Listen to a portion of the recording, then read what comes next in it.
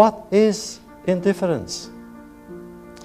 Etymologically, the word means no difference, a strange and unnatural state in which the lines blur between light and darkness, dusk and dawn, crime and punishment, cruelty and compassion, good and evil. What are its causes and inescapable consequences? Is it a philosophy? Is there a philosophy of indifference conceivable?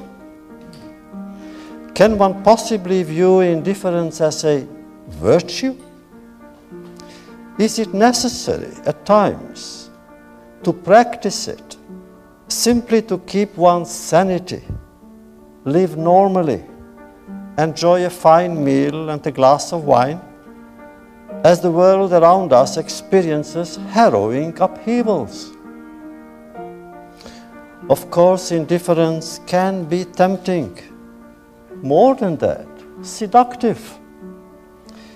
It is so much easier to look away from victims. It is so much easier to avoid such rude interruptions to our work, our dreams, our hopes.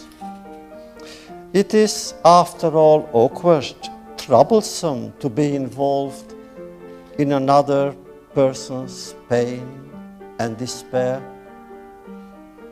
Yet for the person who is indifferent, his or her neighbor are of no consequence, and therefore their lives are meaningless. Their hidden or even visible anguish is of no interest. Indifference reduces the other to an abstraction. In a way, to be indifferent to that suffering is what makes the human being inhuman. Indifference, after all, is more dangerous than anger and hatred.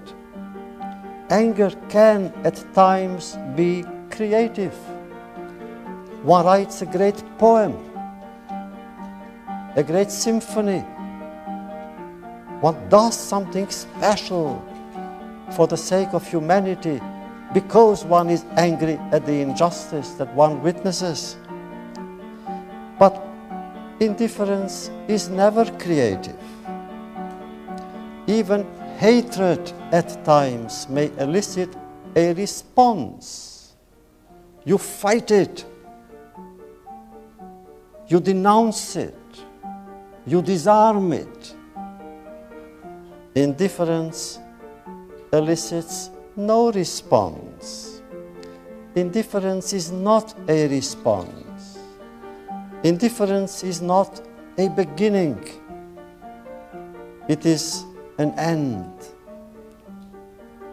And therefore, indifference is always the friend of the enemy, for it benefits the aggressor, never his victim whose pain is magnified when he or she feels forgotten. The political prisoner in his cell, the hungry children, the homeless refugees, not to respond to their plight, not to relieve their solitude by offering them a spark of hope, is to exile them from human memory. And in denying their humanity, we betray our own.